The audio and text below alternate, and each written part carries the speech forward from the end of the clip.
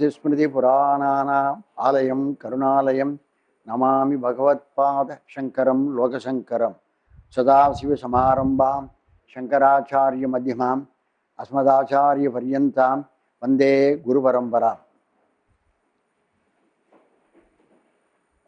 Towards the end of the lecture last evening, I was giving a classification of the theories of causality. I said that there is a broad classification into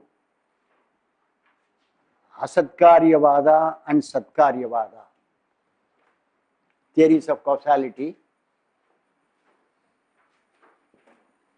I think I have given the classification. Asatkaryavada, otherwise called Arambhavada. Asatkaryavada, otherwise called Arambhavada.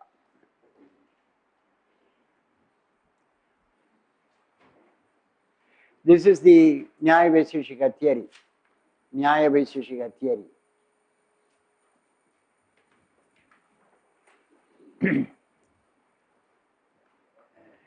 The opposite theory is called Satkaryavada. Satkaryavada. This is formulated by both the Sankhyas, generally both the Sankhyas and the Vedantins. This is general theory, Satkaryavada. Then this is again divided into two. We have Parinamavada, and then Vivartavada. Parinamavada is a Sankhya theory, and Vivartavada is the Advaita theory.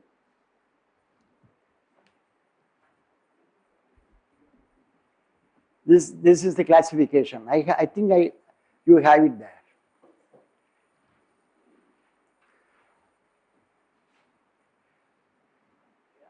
What requires is the focus on these two, because we had occasion to refer to this one earlier. Any object which comes into existence is produced. It was non-existent earlier. It was asat earlier. And what was non-existent earlier has been produced, and therefore it has taken shape as an effect. Karya effect, it was previously non-existent, asat. It has got a new beginning, therefore it is called arambha, beginning. Beginning for what? Beginning for an entity which was non-existent earlier.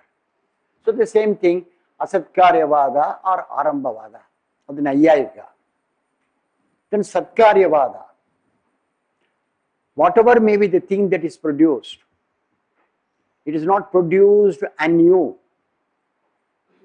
but it has been there earlier in its cause.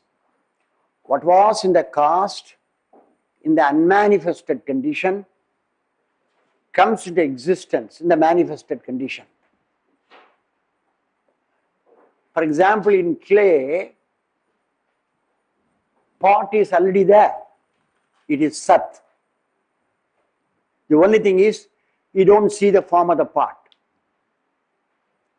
It is clay that appears as a pot. So pot, where was the pot earlier? It was in the clay. We say in the clay. It was clay. What was clay, a lump of clay, now appears as a pot. Or it may appear as Vinayaka. Or it may appear in some other form.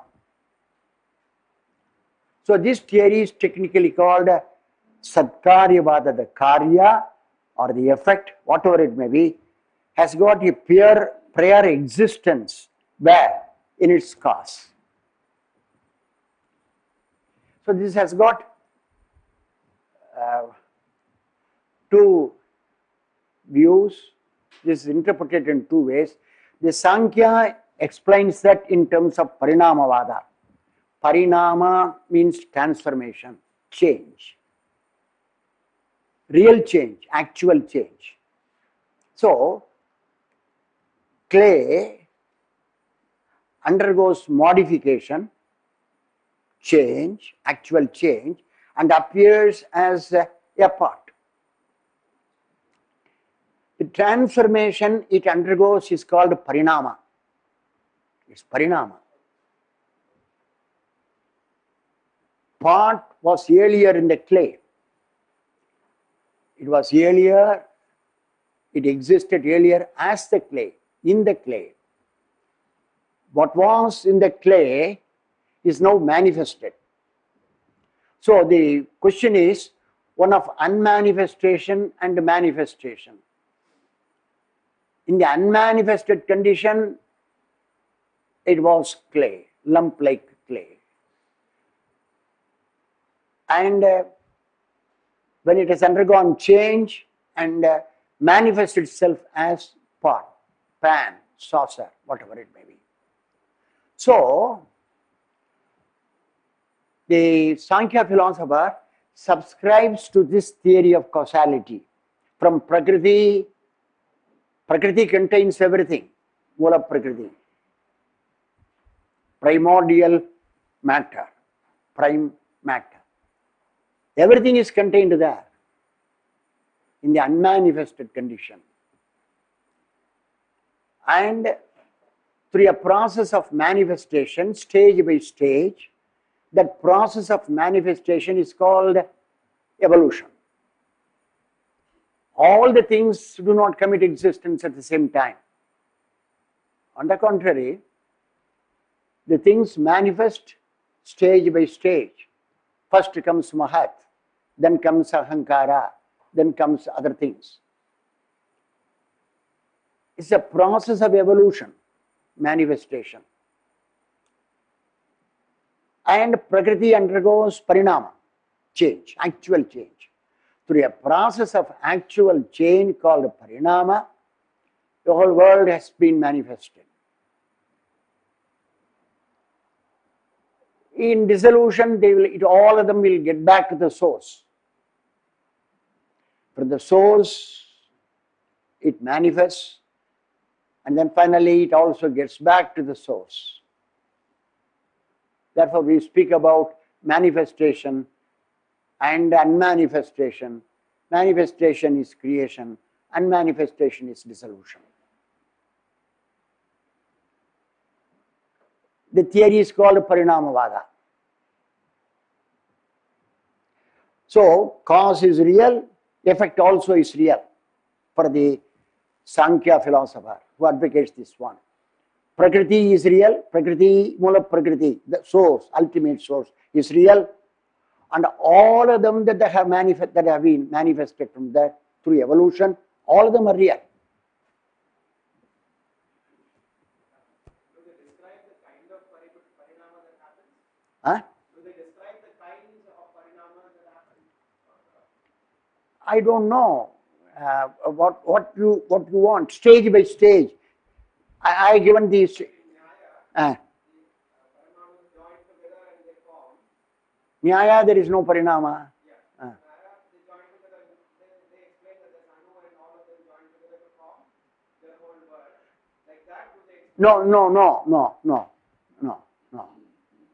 What is true with regard to clay? The clay, there may be stages also before it appears as a part. All in a sudden, it doesn't become a part. Well, if you actually see a potter working on the wheel, potter's wheel, you will see that he takes it, he puts it there, இப்படி இப்படிலாம் தட்டுறான், அப்படி அப்படியே ஒரு shape கொடுக்குறான், இந்த சக்கரம் நின்று வரும், திருப்பி சுற்றி விடுறான், அதுக்குள்ளே அவன் பொண்டாட்டி ஏதாவது பேசுவா, அப்படியே நிறுத்தி வச்சுருவான், மறுபடியும் திருப்பி வந்து இப்படி தட்டுறான், then he gives a shape. Wonderful. You just sit with him if you find time, 5 minutes, and see what he does. In the meantime, he has to transact so much of business. He withdraws for himself, but still the problem will not be affected. Actual Parinama, not because he is not subscribing to the atomic theory or the Anuvada. As I told you, that it is just like, with no offense, man, the IAICA has finds time for all that. His business of life is to show that how we can do all those things. But necessary sometimes. So, cause is real, the effect is real. They have the same, these are the points to be noted carefully. In the Parinamavada, both cause and effect are real. One. Second point, they may be real, but at the same time, they have the same ontological status, metaphysical status, reality status. The effect is as much real as clay. As real as clay. Not even 1 degree less than clay. No, reality. Whatever reality you assign to the cause, the same reality you will assign to the effect. Same reality, whatever level I speak, because as an Advaitin, we have already spoken of 3 levels of reality or 3 degrees of reality. Pradibhasika, the lowest level, Vyavaharika, then Paramarthika. That's why we are conscious of levels of reality, degrees of reality, not the Sankhya philosopher. To him, Prakriti is real, Purusha is real, Purusha is keeping quiet. So in the home, sometimes whenever the lady of the house wants to quarrel with the husband, she will say, you are like the Sankhya Purusha. Sankhya Purusha. Sankhya Purushan, Sankhya Purushan Madhuri Ukkanrike. Just to sit like the Sankhya Purusha. Enough, sufficient forceful accusation. You don't do anything, just keep quiet. He will say, I have surrendered myself to you. You do that. I allow you to do. He will say, he will put it that way. Not surrendering. I allow you to do. Do whatever you like. I approve of it.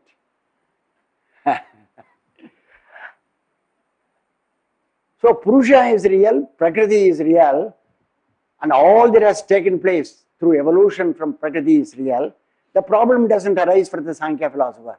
It's only for the Advaitin who develops the theories of reality, the levels of reality. That question is very important. That's why I said that in the causal theory, we notice 2 fact features. One, both cause and effect are real. Second, even when we say that they are real, maybe that there is some taradamya with regard to the ontological status, metaphysical status, reality status. Both have the same ontological status. Now when you come to Vivarta, you will see the contrast, and then you will be able to appreciate why I insist upon that. Vivartavada, there is a peculiar theory that by Vivarta is translated as transfiguration. Parinama, transformation. This is transfiguration. I don't know how they coined this word, thanks to Professor Suryanarayana Sastry. Transfiguration. Or simple expression, apparent change. Theory of apparent change. Apparent change. But if you want to have the rhyme, transformation, parinama, transfiguration, dictionary will not show you. Even if you get into the Googles to find out whether there is such a word, it will say no. It doesn't know English, full English. Ordinary simple grammatical construction you will say wrong. I will tell Jayanti, no, it doesn't know English, I know English, this is the correct English. Transfiguration is vivarta.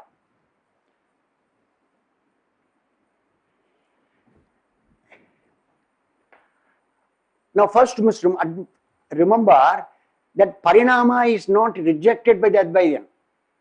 Where parinama holds good, he will accept it. When clay transforms itself into part and then there is a part. How did part come into existence? Not through vivarta, it is through ordinary transformation. So, even though the theory of vivarta is advocated by the Advaitian, it does not mean that the Advaitian has rejected Parinamavada. That is why under Satkaryavada is a common name. Datta and Chatterjee divide Satkaryavada into two. One is Parinamavada, the other is Vivartavada. Parinamavada is Satkaryavada. But Parinamavada alone is not Satkaryavada. Even Vivartavada comes under Satkaryavada. That my boss did not accept. And there is no indication also that Hiriyanna accepts as one. But this is a correct classification approved by Mahadevan's teacher and also approved in the classical texts. So, Satkaryavada is a common name both for Parinamavada, the Sankhya, and the Vivartavada, the Advaitian.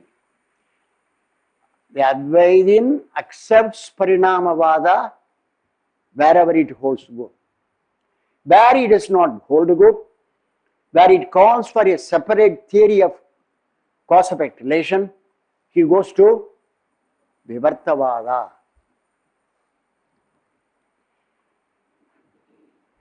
Usually, the Advaitian makes use of it when we have to explain the problem of perceptual error, the problem of the explanation of the relation between Brahman and the world.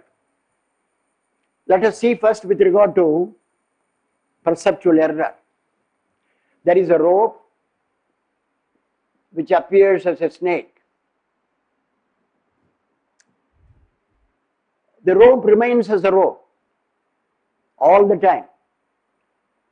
Before I saw it as a snake, at the time when I see it as a snake, when I deny subsequently that it is not a snake, 3 periods of time: past, present and future. Past, the object before me is only a rope. I didn't see it as a snake. It remains as a rope. The object has not come into my field of perception. So before I saw it as a snake, before past, it was only a rope. When I see it as a snake, present time, now I see it as it's a snake, this is a snake. Even at the present time, it is only a rope. When subsequently I realize the mistake and say, it is not a snake, but only a rope, it is a rope.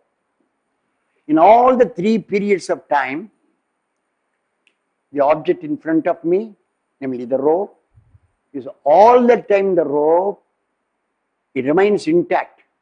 Nevertheless, I see it as a snake. I told you that I am the perceiver. The object that is now seen by me is a snake. And to me it is a snake. But to my friend who is coming with me, Subramani is coming with me, he says, no, it is only a rope, sir. You have seen it wrongly, it's a snake. It is only a rope. And I don't accept his word. In order to assure me that it is a rope, he has a torchlight, flashlight, and then he says, look, sir, I hold you, come closely. I find it's not a snake, but a rope.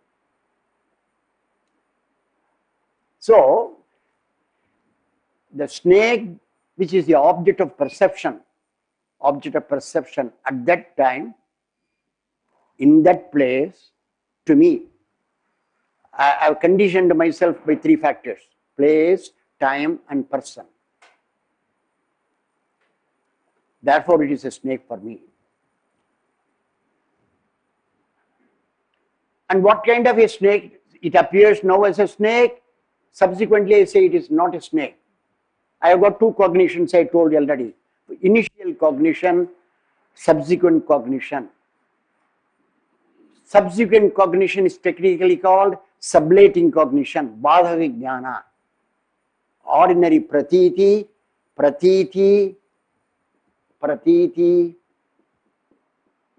that is cognition, a very harmless word. It does not carry any weightage whether it is valid or not. All that I don't say, pratiti, just a cognition. Pratiti is followed by, pratiti is the initial cognition.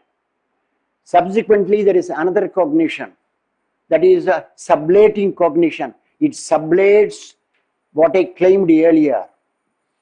It denies, sublates, contradicts, same sense I am using the word. But we are fond of using the word sublating. It's a training. Sublating. So, initial cognition, pratiti, subsequent cognition, sublating cognition, badhaka jnana.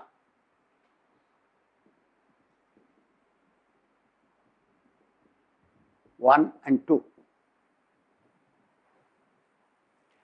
So this is the correcting cognition, a cognition which corrects the mistake I have committed earlier, mistaking the rope as a snake. I say this is a snake. Now I say this is not a snake, but a rope. The point here is, take the rope which appears as a snake. I take the initial cognition, first cognition. What is the object that is given? Rope.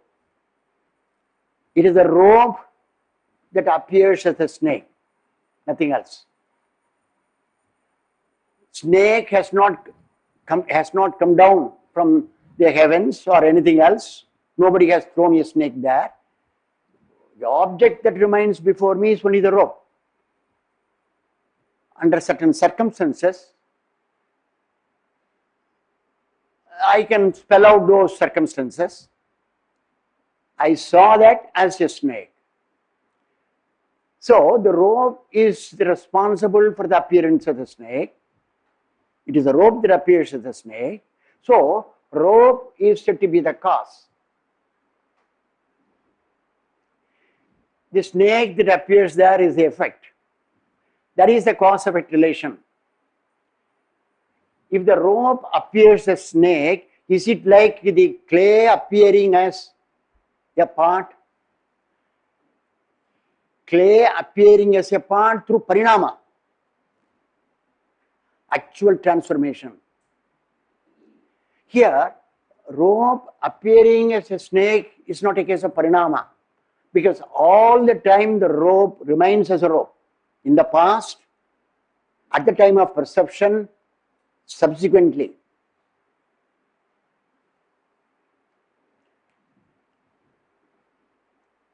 Cause doesn't undergo any change at all. It is immutable, unchanging. It remains kutastha. Like Brahman, here also it is kutastha, there. Nevertheless, it served as a basis. It served as a basis for the appearance of the snake. Where did the snake appear? There. There means what? Specify. In the rope.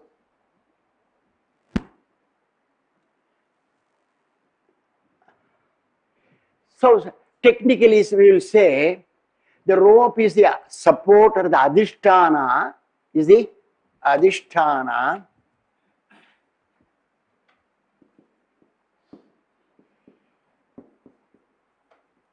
is a support, adhisthana, support, substratum, basis. Basis is just ordinary word. We have to use some technical words all the time. Hard sounding words. Substratum. Substratum of what? For the appearance of the snake, for the snake. So what is the relation between the two? All the time I am saying cause-effect relation. Initially, to make you understand. But technically, this is what is superimposed on the rope. It did not really exist in the rope. Something which is not in the rope, but which is superimposed on the rope. At that time, not permanently. But if permanently means then it is not a rope, it is a snake. For the time being, this has been superimposed on the rope, which is the adhisthana, substratum. Therefore, how will you call it? It is something that is adhyastha. Adhyastha. Adhyastha. So, the snake is a superimposed entity, adhyastha entity. To superimpose something, there must be a basis, adhisthana. The rope is the adhisthana. So, what is the relation between the rope and the snake? Adhisthana, adhyastha relation. This Sanskridathil apdi sonna nannalla. Adhyastha adhisthana sambandha. In English we say cause-effect relation. In Sanskrit we say karya-karana sambandha. Our approach is very empirically rooted approach. You see an object, you are wondering how it came into existence, there must be a cause. So from this you trace the cause. Not that you start with the cause and then say that for this is the effect. There is always 1 point superiority for Indian philosophy.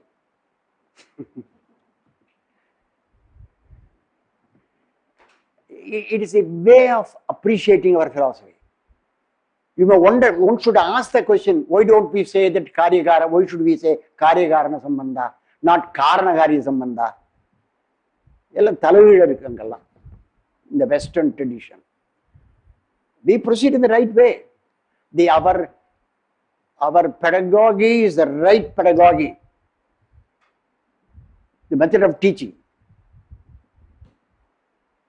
From the effect, go to the cause. So, one is adhisthana, the other is adhyastha.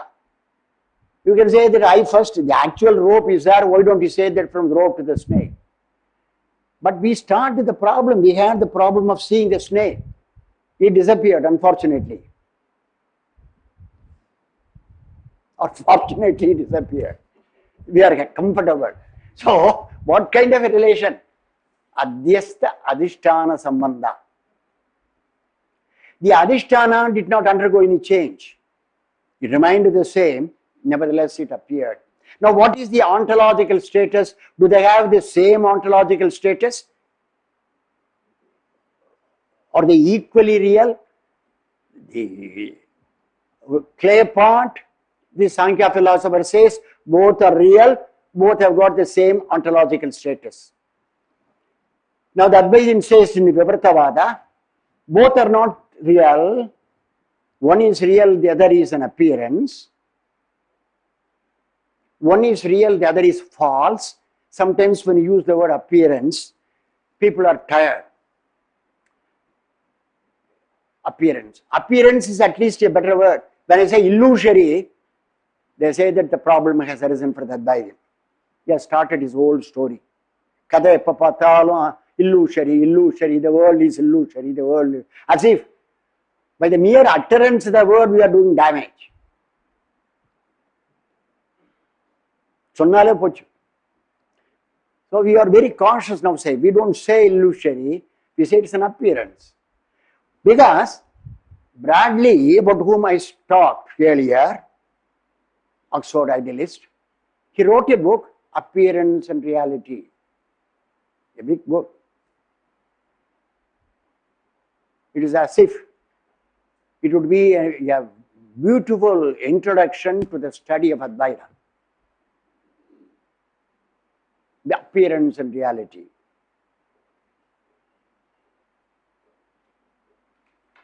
Reality is there. There is only one reality. And the world that we see, everything is an appearance. That is what we say. Therefore, if the rope is real, the snake is an appearance, illusory appearance. They don't have the same level of equality. They are not both of them are not real. One is real, the other is an appearance. What is the degree of reality they have? We say this is an empirical object, therefore it has got Vyavaharika Satta. It is a Vyavaharika object. This is a Pradibhasika object. Pradibhasika. Vyavaharika. The cause is Vyavaharika. It has got Vyavaharika Satta. S-A-T-T-A. Satta. Dirgha. Vyavaharika Satta. Empirical reality. The rope here has got empirical reality, and the snake has got Pradibhasika reality. Pradibhasika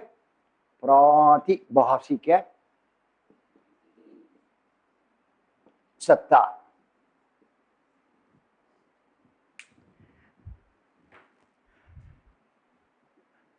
Vyavaharika is at a higher level. Pradibhasika is at the lower level. Because a Pradibhasika object, I told you, remember, it is a private object. Private object. For me alone, it is there. The dream line, the line perceived in the dream. Not dreamt of in the line, it is perceived in the line. It is a case of pratyaksha. We disagree with the flu, anti-flu. So, the dream line is a Pradibhasika vastu. The rope snake is a Pradibhasika vastu. Not rope, I say rope snake. Shell silver is a Pradibhasika vastu. So, it's a question of the relation between a Vyavaharika vastu and a Pradibhasika vastu. Vyavaharika vastu is the cause here, which serves as adhisthana, support for the emergence or the appearance of a Pradibhasika vastu. Pradibhasika vastu is there only for some time. Till such time the illusion is removed, error is removed. The moment the error is removed, it disappears. Then what remains is the real object. So, we characterize the Pradibhasika vastu as a private object, not a public object. This is a public object. A real snake which is kept in the zoo, that is a Vyavaharika Sappa, not a Pradibhasika Sappa. It is the Sappa that appears in the row, that is alone is the Pradibhasika. It's a private object. And what is the duration of its existence? It exists when I cognize it, and I can cognize it only at the time of its existence. The two are coterminous, I say.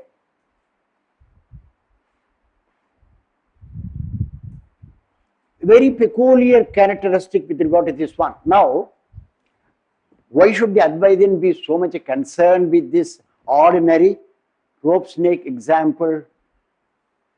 It has got a great lesson for him, a message to all of us.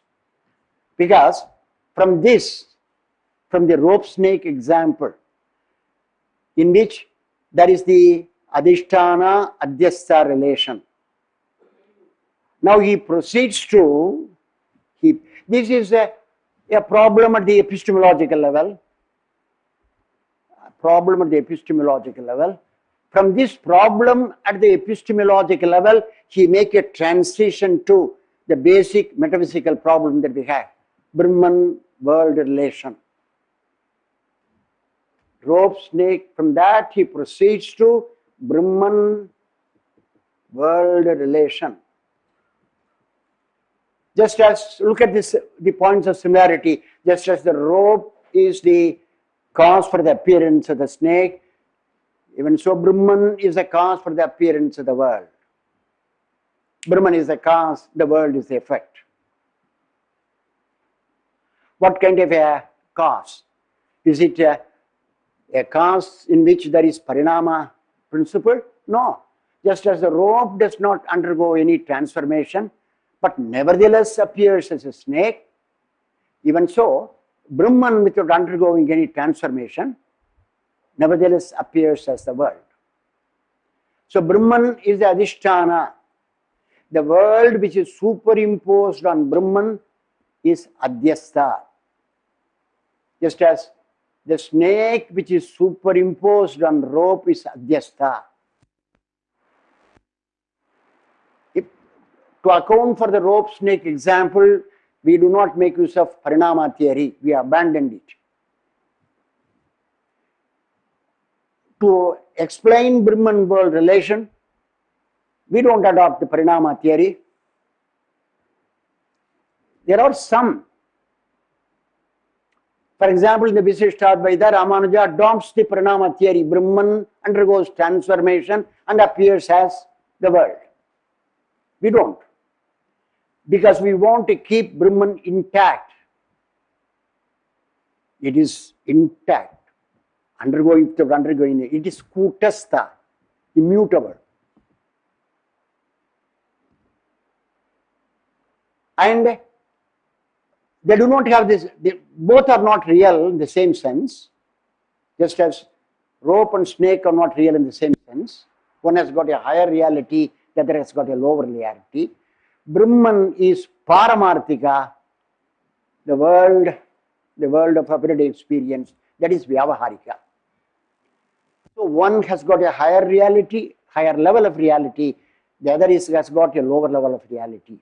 So in Vivartavada, as a principle, the cause will have a higher order reality and the effect will have a lower order reality. Therefore we say, what is true of rope and snake is true of Brahman the world. What is true of rope and snake is true of Brahman and the world. The only thing is, but in the case of rope and snake, we are talking about the problem with regard to what is Vyavaharika, what has got Vyavaharika Satta and what has got Pradibhasika Satta. Here, what we have is Paramarthika Satta and Vyavaharika Satta. The principle is, there are two levels of reality here. What are the two levels? You identify separately. In Vivartavada, unlike Parinamavada, both cause and effect will not have the same level of reality. When you give such an example, consider the example in itself. Basic principle is there, but one has got a higher reality, the other has got a lower reality. And with these three levels of reality, you try to account for Brahman, the empirical world in which we live and transact business, and also as part of our experience we have dream experience. At the waking level, we have got this problem of perceptual error. We suffer from that. So this is the case. Therefore, the moment you have this idea of Satkaryavada, consisting of Parinamavada and Vivartavada, the way Parinama is explained, Advaitin requires Parinama. He has not abandoned that one, but from Parinama he moves to Vivartavada as required by the metaphysical position. James.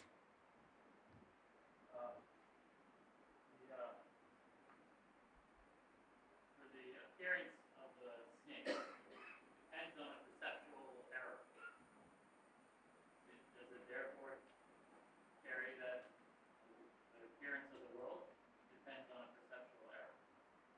True, it's a perceptual error. We don't see Brahman as Brahman. We see it as the world. Same thing, same principle holds good. It may be difficult to follow to start with. What kind of an error we do? What kind of? There must be a cause for the world. No? There must be a cause for the world. What kind of a cause is that? It cannot be an ordinary cause because the entity we are dealing with is such a fantastically big entity, the whole world. At the individual object level, we talk about cause-effect relation. This is the cause, this effect. Now I take the world as a whole, consisting, made up of the Panchabhutas. There should be a cause. What I can do also is, in order to make it clear, that is what even the Upanishad does. The world is made up of 5 elements, starting from Akasa down to Prithvi or Earth. Is it? Now I start, there is a process of, if you want to find out the source or the cause, methodology that is suggested is proceed to the cause. Now take among the 5 elements, take the last element, because it's a composition of these elements into the world that we see, space, time, world.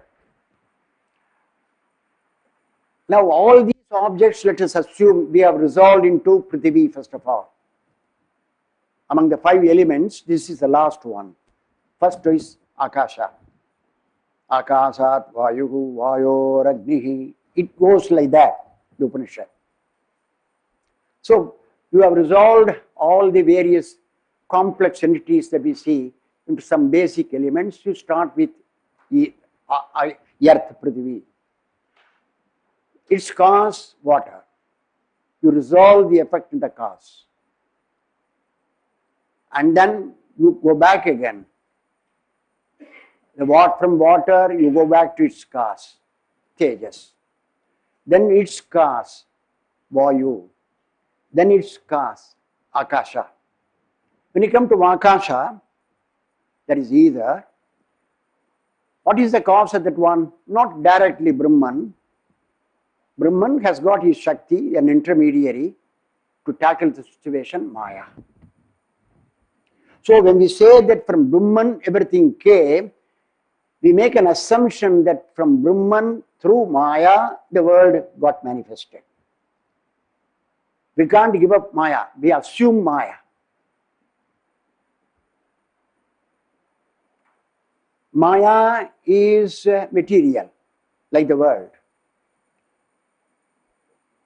There is a parity between cause and effect.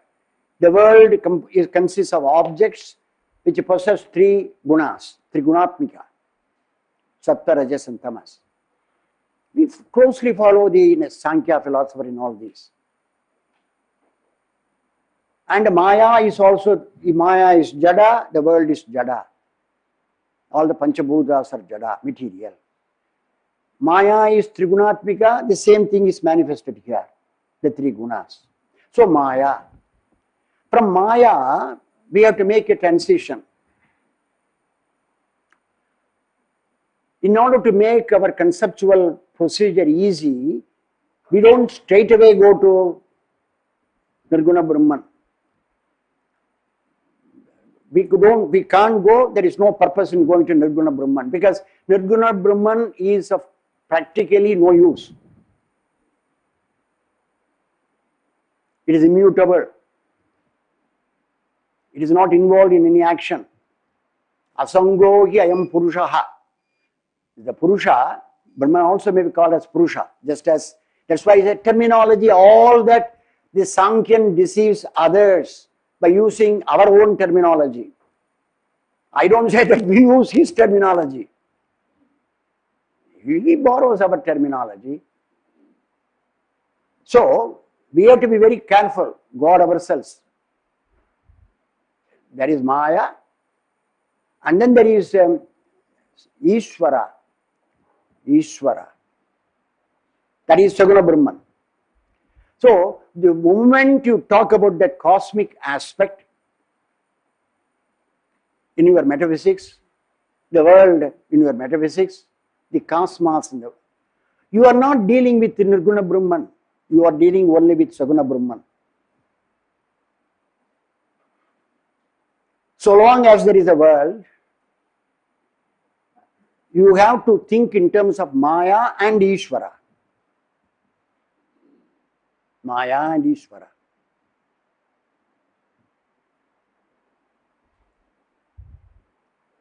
Once you are able to solve the problem by coming up to the Ishvara as the cause of the world, then probably it may help you to make another transition. But we are now concerned with the metaphysical problem, cause and effect, and we are concerned with the problem of what exactly is the cause of the world. We try to trace the cause. And we proceed from the karya to the karana. So, in the process of tracing the karya to the karana, we adopt the method of resolving effect at every stage in its cause. We proceed backwards until we come to the first cause. Until we come to the first cause. I said that the first cause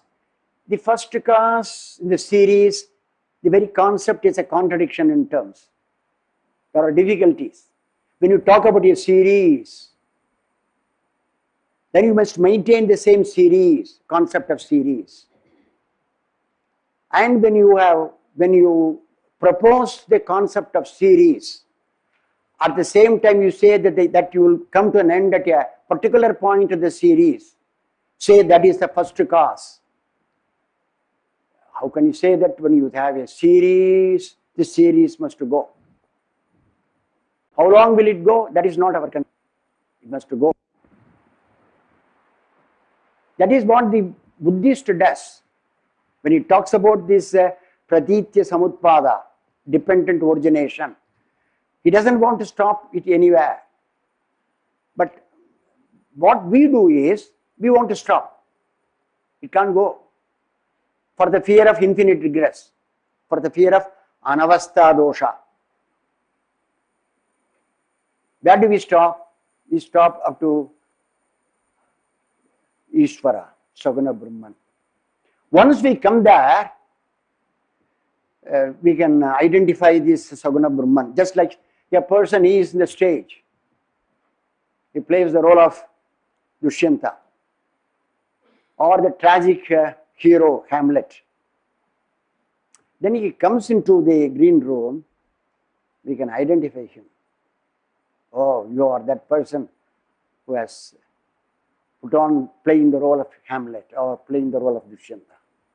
So come to the Saguna Brahman. If you can come to that one and know the real problem, probably you have that realization. Saguna Brahman is no other than Brahman. In the cosmic stage, we call that Brahman as Saguna Brahman. When you go out of the cosmic perspective, then you know the truth. Now, this is not my cosmic, non-cosmic, not my expression, Upanishadic expression. Saprapanja view and Nishprapanja view. The Upanishads provide us two perspectives. Two perspectives. Two perspectives. One is the cosmic perspective. Cosmic perspective.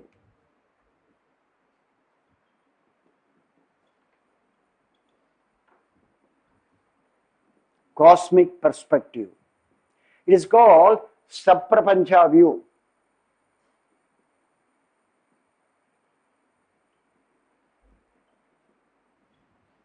Saprapancha, Saprapancha, with Prapancha. A perspective which includes the Prapancha, the cosmos. Now, only if you have that Saprapancha view, Saprapancha drishti, you can talk about the world, the creation of the world. How did it come about? What are the constituents of the world? Because your drishti, your perspective is the cosmic drishti. You and I are here playing our role. There are so many objects in the world. All of them, they are fully manifest. And for this, once you take this Saprapancha view, Brahman is clothed, he is brought into the stage. The Pharaoh refused to come. We have given him a role. We have given him the proper cloak. Dress போட்டுக்கிறதுக்காங்க.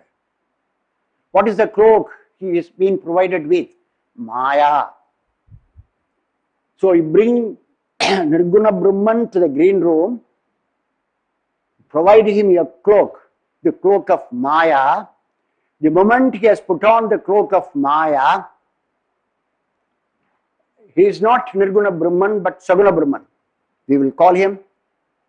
We know the character's name, but in the stage, the person is now called Ishvara. He says, you are Ishvara now. Do the work. He does the work. Because he has got Maya, he can play the role. Already, therefore, there is Maya. Therefore, he does the work of creation. Tasmat va yadasmat atmanaha. Brahman, the Upanishad deliberately calls this Brahman as Atman. In order to remind us from time to time, remember that Brahman is Atman. The second chapter begins saying that it is going to discuss about Brahman. All in a sudden, without talking about Brahman, it uses the word Atman. Tasmat va yadasmat atmanaha. Akasha va. What is that? It goes.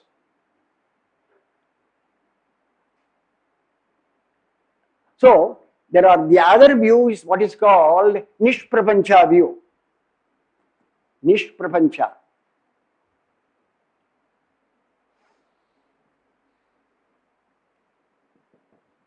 There are two perspectives, Saprapancha perspective, Nishprapancha perspective, cosmic view and acosmic view.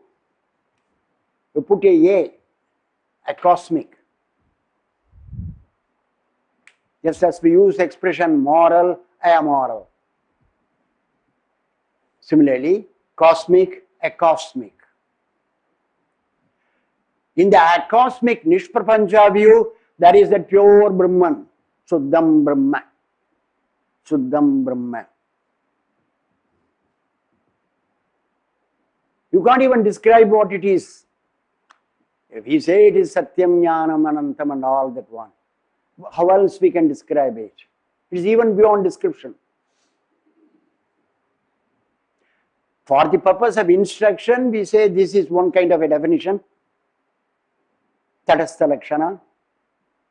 That is giving explanation in terms of cause and effect relation. Tatastha Lakshana. Cause effect relation. Then Swarupa Lakshana. We say it is a Swarupa is Satyam Jnanam Anantam, Anandam. Once you talk about this Tatastha Lakshana, you have to speak about Swarupa Lakshana. Compulsion. This is accidental definition. Accidental is used by Aristotle. Definition per accidents, he says. Per accidents. ACCIDENS, accidents. In terms of certain attributes which are not essentially related to the thing defined. That is definition per accidents.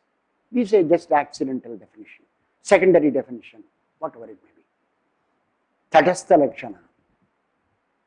And then we go to Swarupa Lakshana. And when they are relative terms, when the moment you use Tatastha Lakshana, then you have to use Swarupa Lakshana.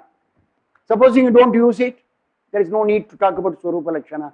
We can't say anything about Brahman. Final declaration. Whatever we say about Brahman is only for the purpose of making you understand. We proceed from the cosmic point of view. Therefore, I call it as the method of giving progressive definitions. Step by step we take the spiritual aspirant. We don't give finally this is a position that Brahman is beyond metaphysics, beyond all that. No. That message has to be reserved and given the final stage to the spiritual aspirant when he is ready to receive it.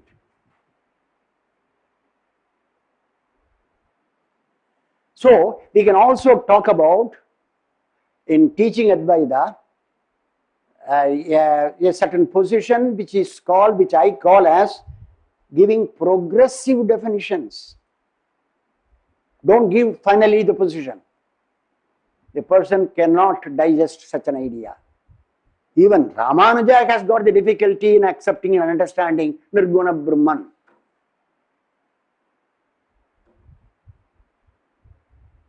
So, we will start the story. That's why Mahadevan used to say Advaita is a transtheistic. His final position is transtheistic and not antitheistic. Because we talk about Nirguna Brahman, they say, oh, you don't have a God, you don't have to go to God, you don't have to worship, you don't have bhakti, nothing of the sort. Oh, Nirguna Brahman. Inge kai gatti nokkandirukkum angiyadu poyi. Even the great sadhus who are initiated and who have to proceed to the goal, who are taken step by step, they don't immediately say, oh, Nirguna Brahman. Oh, and that is in cinema, movie you can see. But we are doing philosophy. And in the process, the tradition, Advaita, the Guru is doing, Guru and the Shishya both are doing philosophy. Therefore, we have to think of what is called a progressive definition. It is the tradition in the text. There is nothing which I am only giving a modern terminology. It is there in the text. So, two perspectives, Saprapancha perspective and Nishprapancha perspective, cosmic view and a cosmic view. And so long as our perspective is a cosmic perspective, we have to do the work. We have to say that yes, in some cases there is a Parinamavada, in some other cases we can't have that one. And we have to move from the empirical to the trans-empirical. And in the empirical, we have got different kinds of examples. Clay pot is one example. Rope snake is another example. According to the situation, either we will make use of Parinama example, rope, clay pot example. Where it is necessary, we will make use of rope snake example. Not that we are changing the examples just for the pleasure of changing, no. As the problem requires explanation, we have to give suitable example.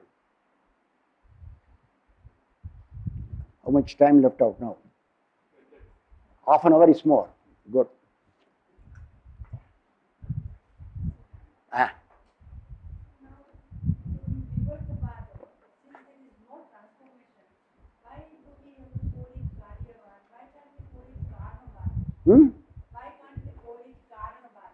I said, we can say that it is a Sat-Karanavada. The emphasis will show that Karana alone is Sat, Karya is not Sat. We can say that one, but many people do not understand. And we can say that one. That's why I said that one.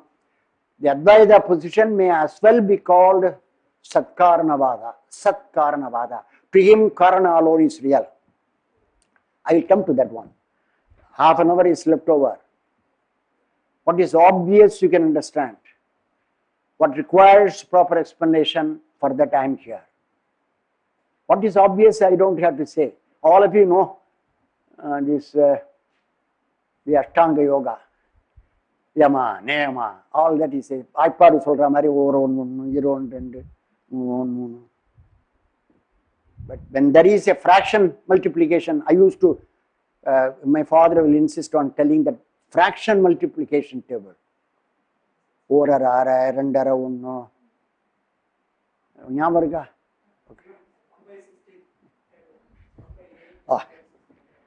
Okay. So Satkaranavada. Any other question? Yeah.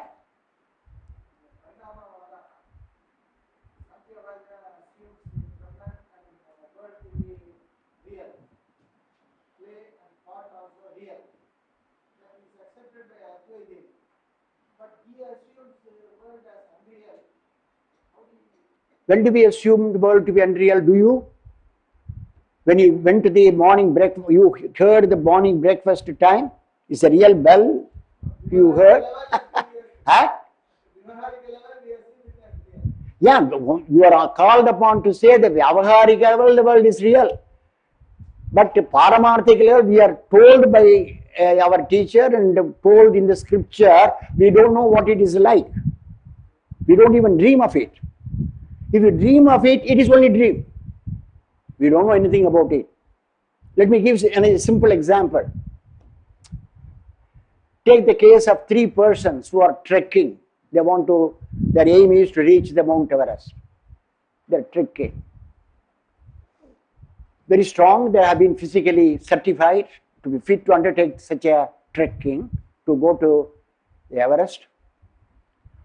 But as soon as they reach the foothill, one fellow developed a problem. He said that I don't think that I am really fit. Not only physically, but mentally. I am not prepared now. I will stop here. Both of you go up. I will wait for you. So he is waiting. But all the 3 have got the facilities because of modern technology to talk to each other, communicate and tell who is where and all that. So the other 2 fellows are trekking now. After reaching the midpoint, the second person also has stopped. So I am now more fit enough to go up. I will stay here. I will be in touch with you. You go ahead. So the other person, the third person goes up. After reaching the top, he begins to talk to the other 2 fellows. And look, he is telling the other 2, look, how wonderful is the place. He begins to describe his enjoyment, all that he describes. The second person can understand up to a particular level because he has gone to the mid-level. The first person who was at the foothill level, he can't understand anything. All that is just information. He is not telling a lie. He knows his friend is an apta.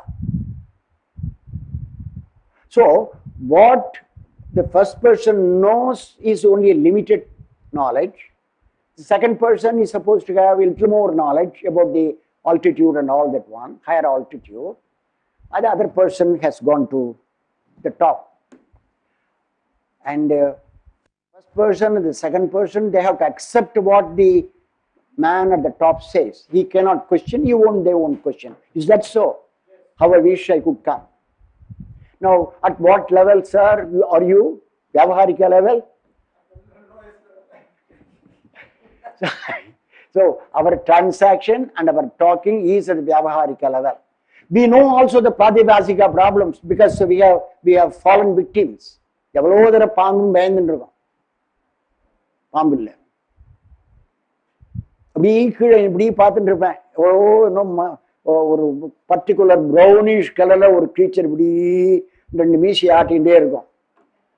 அதாவது குப்பை கூட ஆடலாம், brown paper. அது பார்த்த உடனே எனக்கு காக்ரோச்சோ.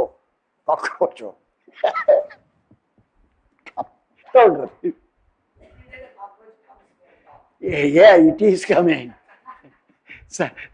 Sometimes it is visible, sometimes it disappears. What is the relationship? If it is explainable between Brahman and Maya, what is the relationship? Same relation, adhyastha adhisthana relation.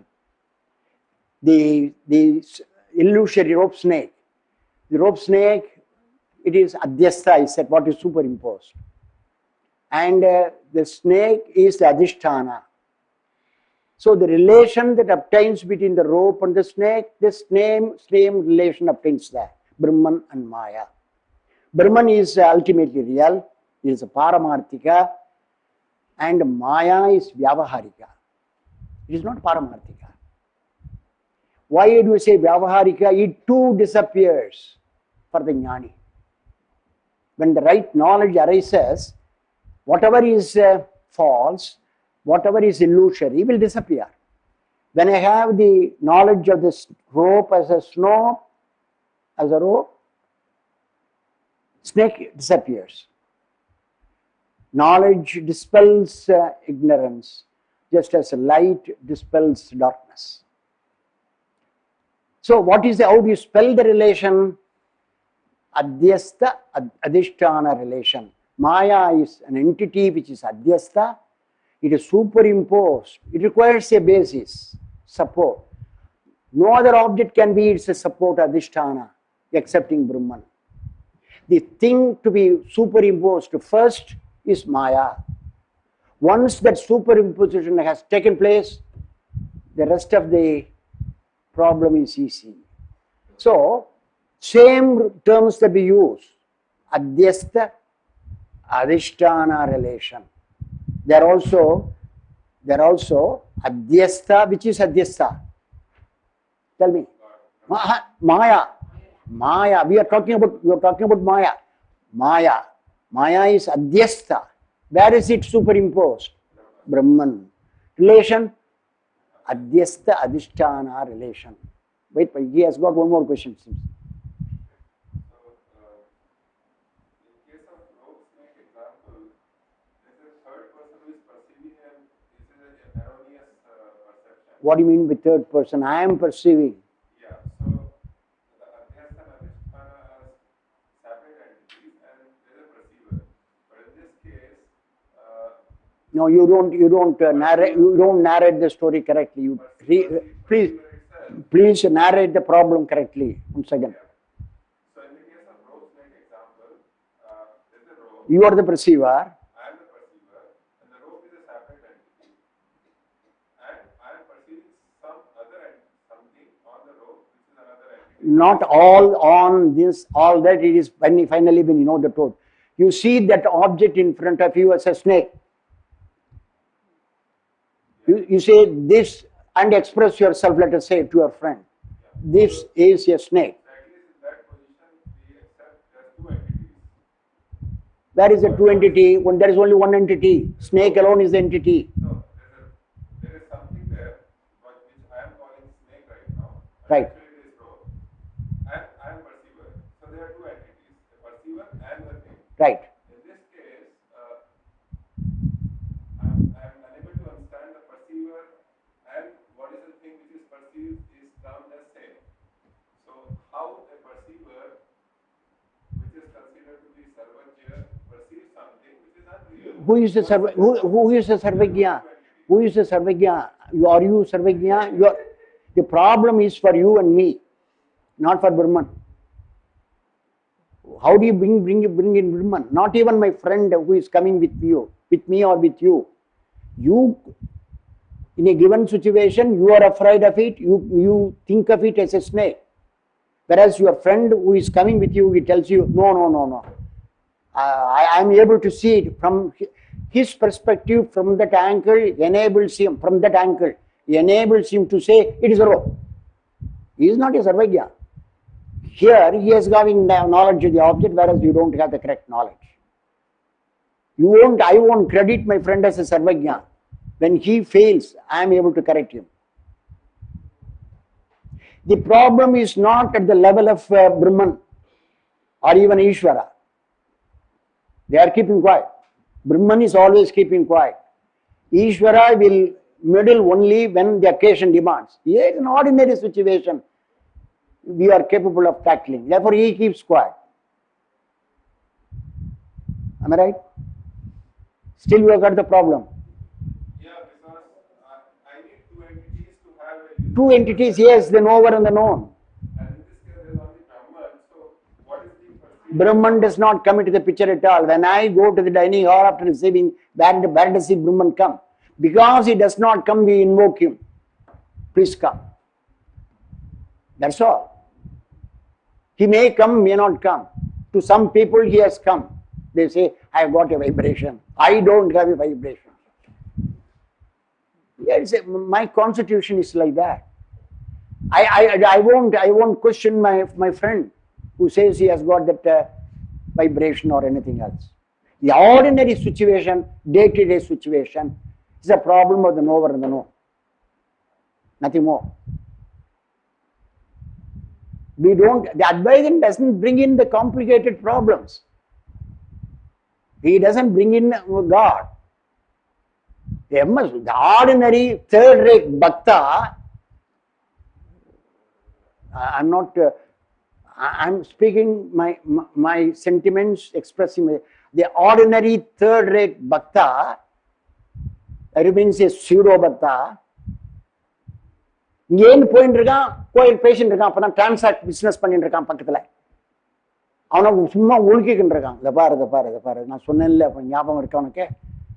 That matter can be kept outside the temple, at least for a minute. See, I'm autobiographical. My youngest son, more a non-conformist than myself sometimes. And we went to the temple in Singapore, to the Murugan temple. A big festival is taking place. I could not stand. I just sat in a court side. What were you doing? I said that I could not look at it's a small vigraha there, Payaniyandavar. Yishun Murugan. What were you doing? I was looking at the feet, the people coming and going. Why? What is it I could do? I cannot meditate, concentrate my mind even for 1 minute. When I stand, that's all. I withdraw. Others are pushing. I went and sat there. And then how did you tell any sloka or anything else? One or two Shanvoka, then I stopped. I was curious. I was looking at the feet of the people. And we say that, look at the feet of the tradition, we say, Tondadadi Pudiyalvar, the sacred dust of trodden by the devotees. That I didn't know. It's a beautiful mosaic flooring. I just sat and then kept quiet, allowing my thoughts to go, sometimes seeing the feet and all that one. That is the truth. I am the 10th rate bhakta. I'm not able to do. So, to think that we are not at the Vyavaharika level, but at some other level, not the Paramarthika, somewhere we are going up, all that I don't think. Very often we are not. And at least for the majority of the people, we tread the ordinary path full of thorn and mesh and slough. We find it difficult to pull out our leg. That is the truth. I can talk Advaita philosophy. I gave the wonderful example of 3 people trekking and all that one. Such an example even Wittgenstein gives. I will tell that at one. He says that what a great admirer and devotee of Saint Paul says, according to, supposing you quote Saint Paul, what he says may be true, but certainly not for an ordinary person. He would say all that is conveyed by that Saint Paul, it belongs to somebody at a different level. Different level. He talks about the levels. Somebody is at a higher level. To one who is the lower level, all that he says is nonsensical. Enna solrarana theriyaliye, because I am at the lower level. To me, it is ununderstandable. That is, Wittgenstein refers to that one. Read the book Culture and Value and Culture. On the left side, there is the German text. Right side, there is English translation. He gives this example. The levels of our experience. How from one level, what takes place at a higher level appears to be sheer nonsense. We can't understand. You say no.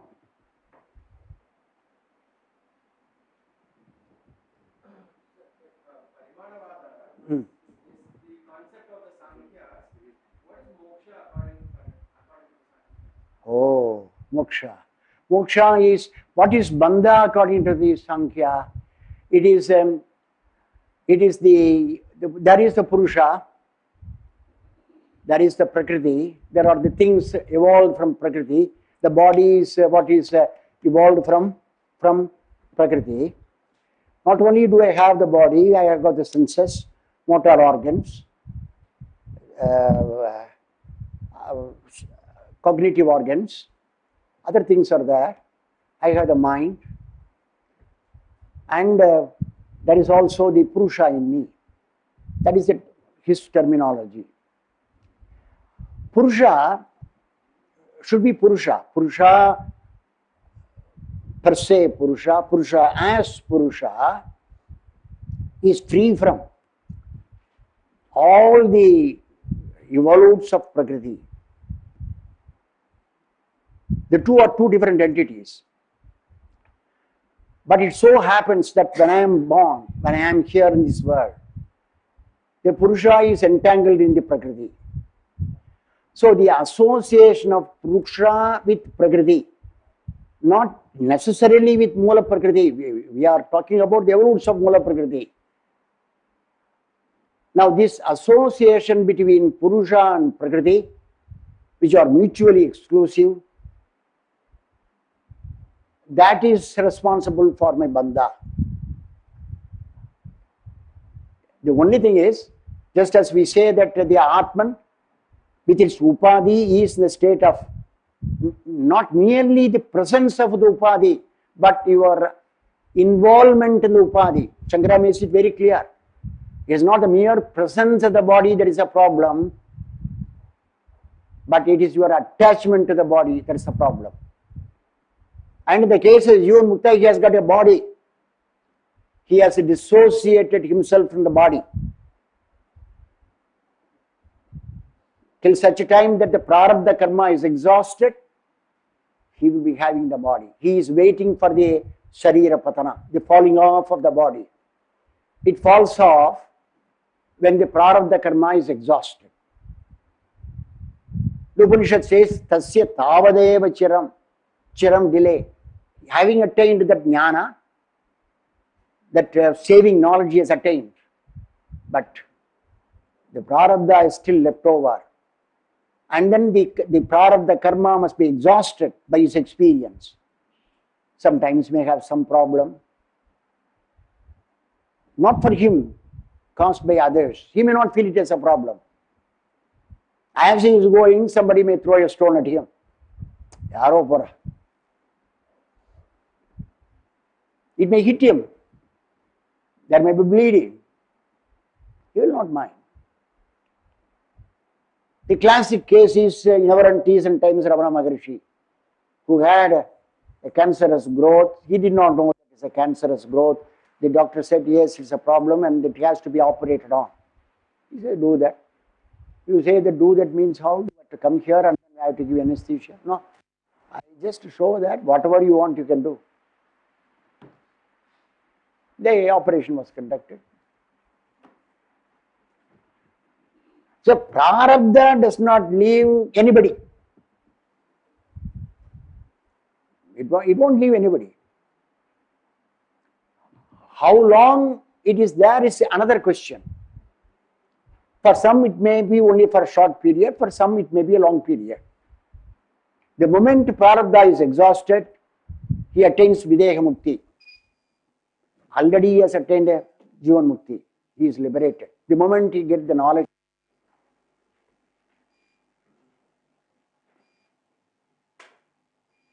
The moment he has attained that jnana, that liberating knowledge, that anubhava, there he has become already liberated. liberated even from the body. The body is no more a bond, but it continues. Similarly, in the case of the Sankhya system, the association with the Prakriti, that is the problem. That is the cause of bondage. So, it is a case of aviveka. Ignorance, they use the term aviveka. Viveka, then if you get that viveka jnana, discriminating knowledge, that Prakriti is different from Purusha. The Purusha in me is really free, but it appears to be bound only by the evolution of Prakriti, the Upadhi, Sharira Upadhi, in its complex entity. So he gets that Viveka Jnana, he attains Jivan Mukti. Even Sankhya philosopher talks about Jivan Mukti, like the Advaitin. In the Astika Vedic systems, only two systems speak about Jivan Mukti, Sankhya and Advaita. In the other systems, for example, that is the Bodhisattva concept in Buddhism. But I confine myself onto what the Sankhya has got to say and then the Advaitin. Though apparently the two are similar because they use the same expression, Jivan Mukti, Jivan Mukti. There is a basic difference between the two ideas of Jivan Mukti. For the Advaitin, the body is never real. The body is never real. Though at the Vyavaharika level, I think it is real. It's a problem. நடக்கும்போது முழங்கெல்லாம் வெளிக்கிறது எனக்கு. Pain. It's real. The body is real to me. The senses, the mind, all of them. But Advaita says all excepting Brahman, everything is a false, illusory appearance. That alone is real. But to the Sankhya philosopher, not only Purusha, but Prakriti also is real. Therefore, the body of a spiritual aspirant who is getting instruction in the Sankhya philosophy understands what is aviveka, understands what is viveka. To him, even when he gets that liberating knowledge, is the body real or not? It has to be real. So he attains liberation with a real body. It seems to be logically some difficulty. But it is in conformity with the Sankhya position.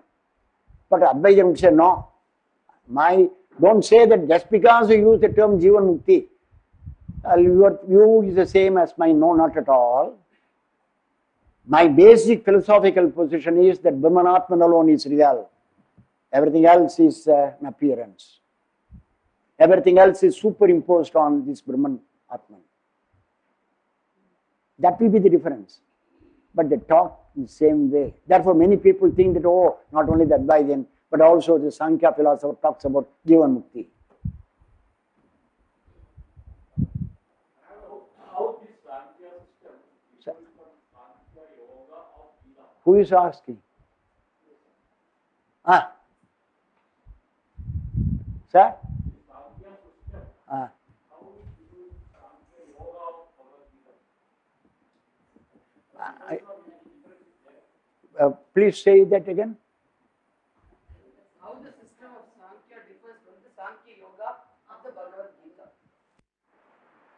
First, I told you that the Sankhya system that we are considering, the Sankhya system, I don't know whether it is the same as the Sankhya that is taught in the Bhagavad Gita. The second chapter, the Sankhya Yoga, that is Advaita. That is Advaita. 100% Advaita. And it talks about the reality, the life that we have, and also the life of a Jivan Mukta by using the expression Sthita Prajna. So what is taught in the Bhagavad Gita is Advaita in the second chapter. Specifically take second chapter called Sankhya Yoga. But the Sankhya philosophy is not the same, excepting for the term. The Sankhya philosophy says that there is Brahman, that is Purusha, that is also Prakriti, both are real. So there is a basic difference between the Sankhya system which we study. Yes, the terms are there.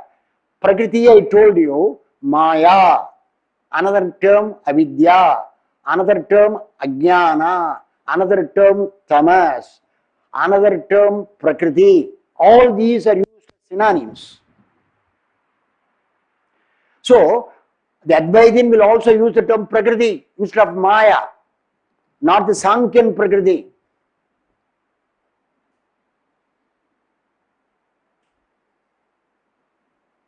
The two are different. I made it very clear in the synopsis also I given the two should not be confused. I don't know whether you agree or not, but I make it clear. I make it clear. When I read the second chapter, I have not memorized.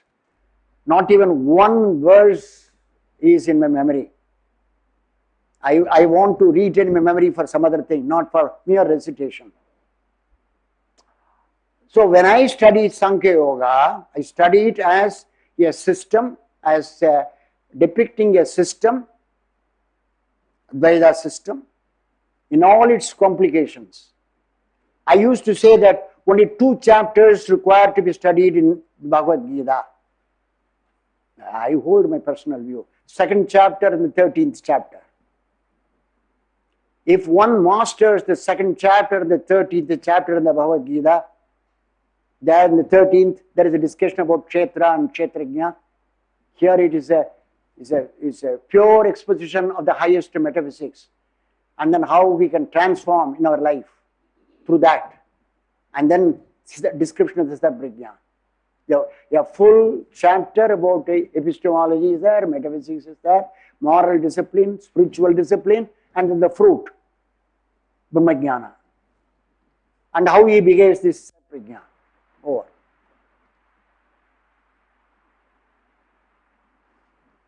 Sir, you quoted Mahadevana saying, Huh?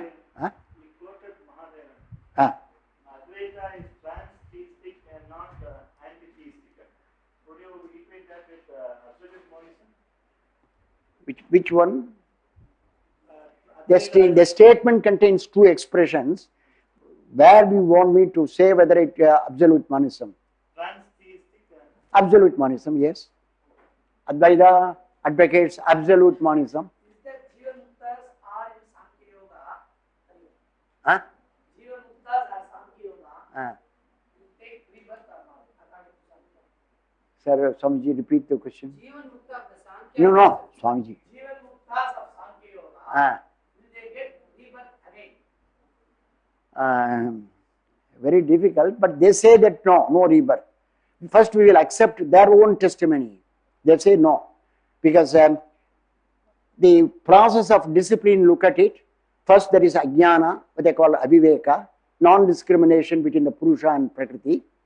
Then a person goes through the discipline, gets that Viveka Jnana, discrimination between the two. He not only understands, but he experiences that one. At that level he is called a Jivan Mukta.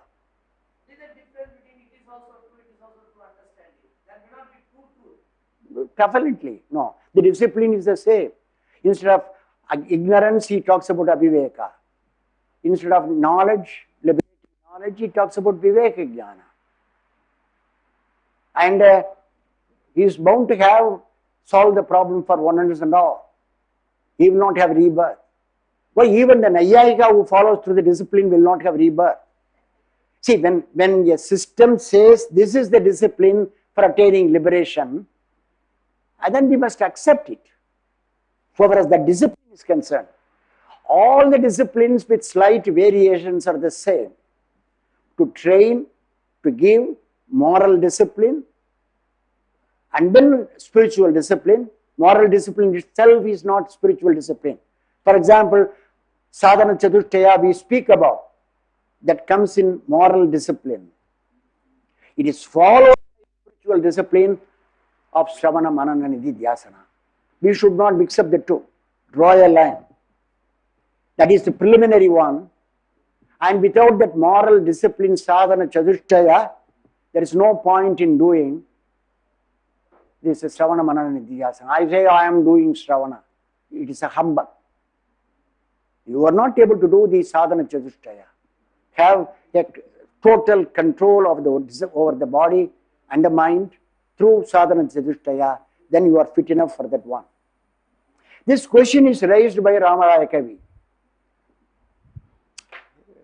Ramaraya Kavi is a great master. He raises this question.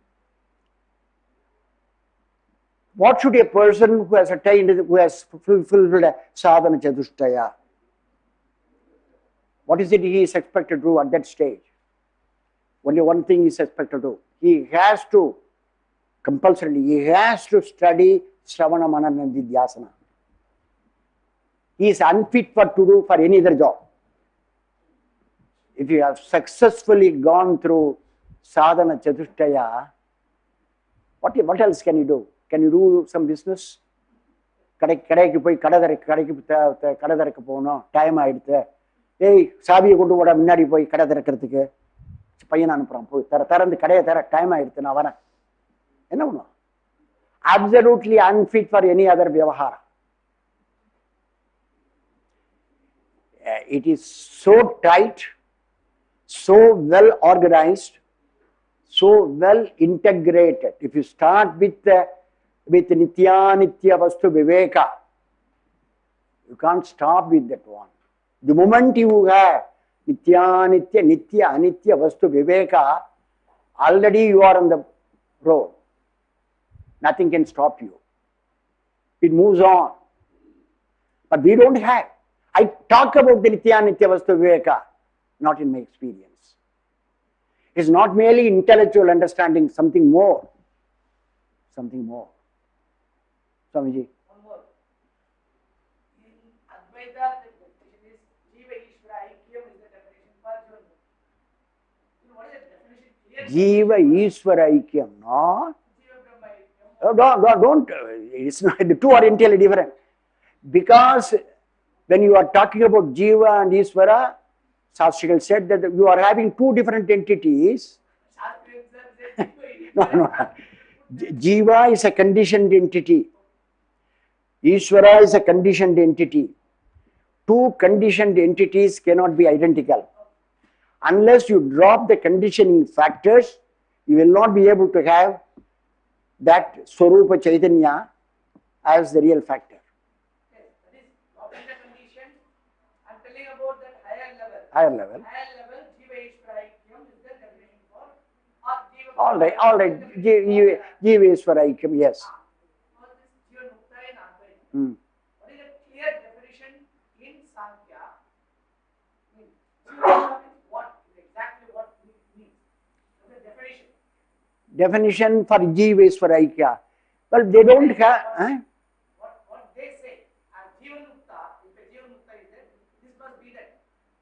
Jiva Mukta, there is only the Purusha. The Purusha not bound by the Prakriti, the elements of Prakriti. And because of the Vivek Jnana he has got, even though there is a body, even though it may be real, he doesn't care for that. Therefore, he is a Jiva Mukta. But, Swamiji, I would like to submit here, just for the sake of argument, consider a mistake in the Western tradition. There are so many. I will occasion, there is no time. I require one semester here. I will quote from Pseudo-Dionysius. The Western, he is supposed to be the beginner of the Western mystical tradition. Pseudo-Dionysius. There must be another Dionysius. This another Dionysius came in. They don't know how to identify him. They say Pseudo-Dionysius. Not in any vulgar sense or anything. He is responsible for what is known as negative theology. Negative theology. Just as we say, neti neti. The same way, he talks about negative theology. The supreme reality can only be described negatively. Beautiful statements are there. And then he also talks about liberation, going beyond everything. He doesn't use the term Jivan Mukti. I don't think that because the term is not there, or he may use some other term which I am using, but the methodology he may suggest may be different. The discipline, instead of sadhana chatushtaya, he can talk about purgation as the preliminary discipline to purge everything that is a problem, remove purgation. It's a very important discipline. Because sadhana chatushtaya is not mentioned, I should not think that the discipline is not there. It may go in some other form. And I don't know, Swamiji, I'll take one or with the context I say. Have you heard of, you must have heard of Augustine, Saint Augustine. And I had an occasion to, somebody asked, when did you go last to USA, to Boston? There was a Boston Congress, Philosophy Congress, I went there. And it so happened that in the bookstall, I came across the book Confessions by Saint Augustine, a book which I wanted to read. They sold $1 one book. I just purchased only one book, Confessions, Saint Augustine. I started weeping reading that one, Saint Augustine. His life earlier, now we say, don't Rishi Moolam, Nadi Moolam, Kekakudadumba. Don't ask for the root of a Rishi or the root, the source of a river. Somebody who is bad may have a total transformation, become a saint. And Augustine's earlier life was not a normal life. A great orator, to be hired and all that one. A transformation took place. He made a clean breast of all that he did. I am using an expression, make a clean breast of everything. This is my past. I am now here. And then there are passages in his Confessions where he talks about liberation. And the perfect man, Jivan Mukta is called the perfect man. In the Raymond's advertisement, sometimes you find a man, the perfect man, because he has got the suitable dress. They use the expression perfect man. Saint Augustine, I thought, oh, wonderful. Whenever I talk about Jivan Mukta, I use the expression perfect man. But nobody should say, you are not used the expression Jivan Mukta. Perfect man is the Jivan Mukta. Who is the perfect man? For him, Jesus. He describes the perfect man in such a beautiful language. If I don't say it is from Saint Augustine, and I say that this is the description in one of the classical texts, you will accept it. I don't proceed further.